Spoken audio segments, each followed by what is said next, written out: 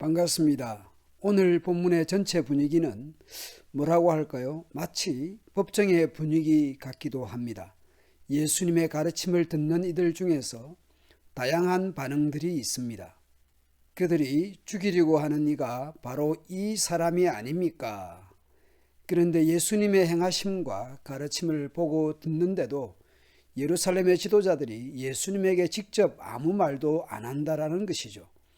그리고 어떤 사람들은 긍정적인 반응을 보이기도 합니다. 그가 들여대놓고 말하는데도 사람들이 그에게 아무 말도 못합니다.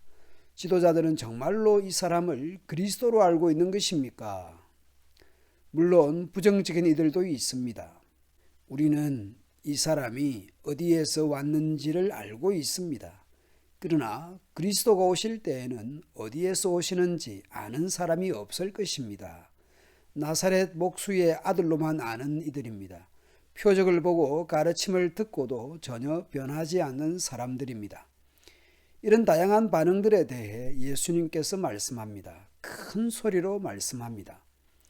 성육신하신 예수님을 나사렛 목수의 아들로만 아는 이들이 있었습니다.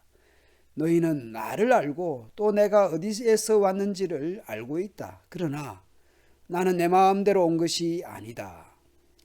나를 보내신 분은 참되시다. 너희는 그분을 알지 못하지만 나는 그분을 안다. 나는 그분에게서 왔고 그분은 나를 보내셨기 때문이다. 어제 본문에서 이미 말씀했습니다. 이 사람은 배우지도 않았는데 어떻게 저런 학식을 갖추었을까라는 반응에 예수님은 그들에게 대답하셨습니다. 나의 가르침은 내 것이 아니라 나를 보내신 분의 것이다. 예수님의 표적과 가르침을 보면 목수의 아들이 아니라 하나님의 아들이라는 것입니다. 예수님은 어제 오늘 본문에서 분명하게 말씀합니다. 예수님의 가르침도 38년 된 병자를 고치신 일 등도 보내신 분의 뜻에 따른 것이라는 것이죠. 하나님과의 관계 안에서 행하심과 가르치심이 있는 것입니다. 그러면 이제 사람들은 합당한 반응을 해야 합니다.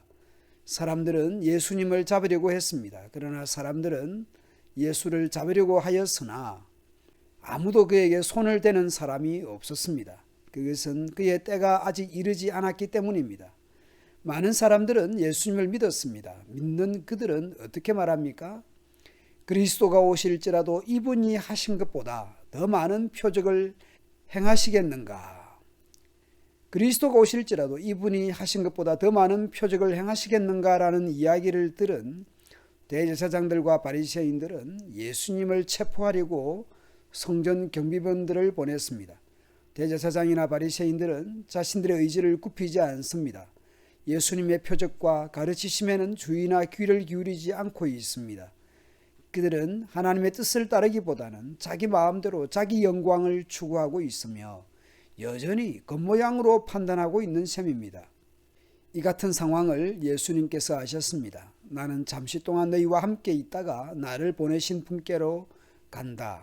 그러면 너희가 나를 찾아도 만나지 못할 것이요 내가 있는 곳에 너희가 올 수도 없을 것이다.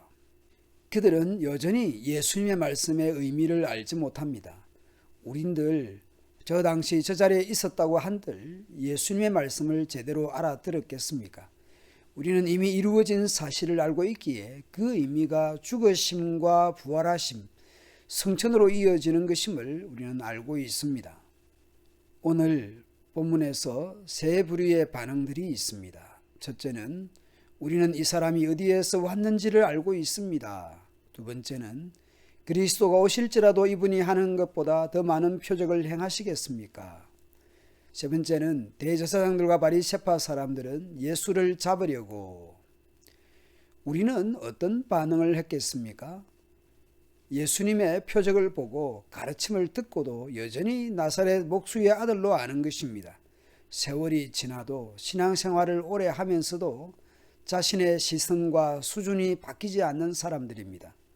성경을 보면서 하나님의 일하심을 보면서 여전히 감탄을 하고 놀라워하고 있습니까? 성경을 안다면서도 나의 열심만으로 자기 생각으로 고착되고 화석화되어서 살아가고 있지 않습니까? 하나님의 일하심과 가르치심에 놀라워하는 반응이 있으면 좋겠습니다. 처음 읽고 보는 것처럼 하나님의 일하심, 그 성경 말씀을 보면서 감탄하고 감사하고 눈물 흘리고 기뻐하고 감사할 수 있으면 좋겠습니다. 하나님의 말씀이 나의 생각과 시선과 삶에 파고들면 좋겠습니다.